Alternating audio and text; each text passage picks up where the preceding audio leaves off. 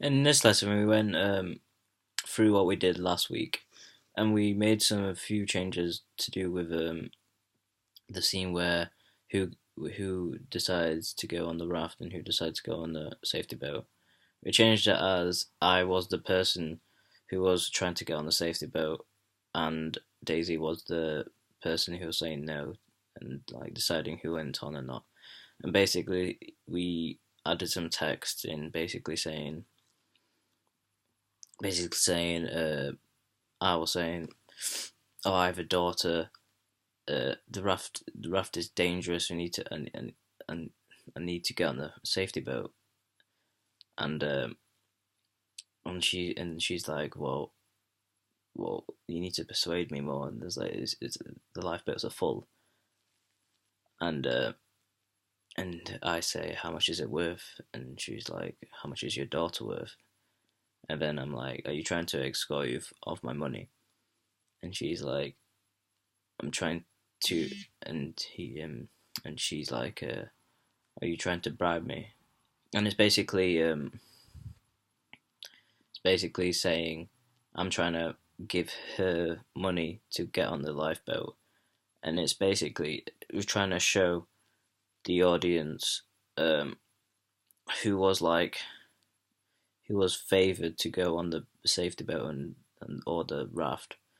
So if you were rich or wealthy or had like a family or gender, if you're a female, you would be put on the say lifeboat. But however, if you weren't, if you were poor, if you were a man or a young boy, you would go onto the um, and you'd go onto the raft. And this is what really want. This is what like the client wanted to show, like the context of who was on and who wasn't, and like because on the picture you can't really tell if they are women or not.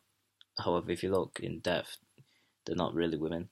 So he wants to go in text of why he painted no women on the raft, and this is what we try to show, and that's what we really did for that part of the lesson.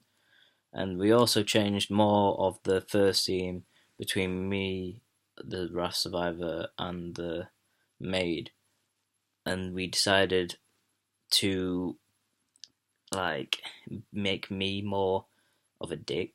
I don't know if I can say that, but I have. Um, by basically not apologizing for giving her the coat and like just being like really mean to her.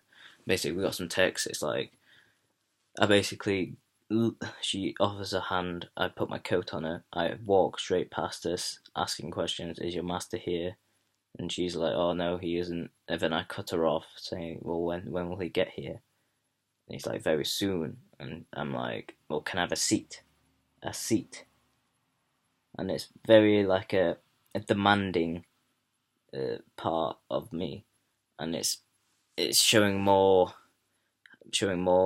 to the audience how these people got treated with like the most disrespect. And and carrying on from this bit, and she's like, "I'm not Jericho's slave," and then I'm like, "Who are you, the landlord?" And then she's like, "No, I'm not a slave. He pays me." And I'm like, "Well, what skills do you have?" And then she's like, "Oh, I do cleaning and stuff like that." And then she says, "I greet his guests." And then I realize, and then it gets really awkward at this point because I realize that she's not like a proper slave. And I'm like, "Oh well, you're doing a very good job." And it's really this awkward silence between each line now.